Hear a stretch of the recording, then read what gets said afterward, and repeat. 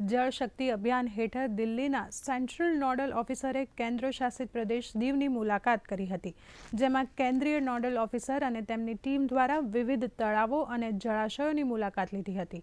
આ ઉપરાંત વહીવટી તંત્ર પાણી રિચાર્જ માટે કરવામાં આવેલા કામોનું પણ નિરીક્ષણ કર્યું હતું અને જરૂરી સૂચનો પણ કર્યા હતા।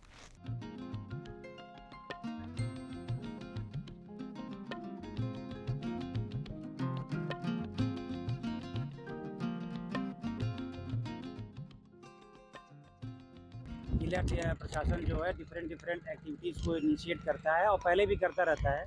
फॉर एग्जांपल आपका जितने भी वाटर बॉडीज़ हैं उसको डिसिल्टिंग का काम करके मानसून से पहले डिसिल्टिंग कर लेता है, जिससे कि प्रॉपर तरीके से उसमें वाटर रिचार्ज हो सके और अंडरग्राउंड वाटर जो आसपास के बोरवेल्स हैं उसमें वाटर रिचार्ज हो पाए और लेवल वाटर का बढ़ पाए।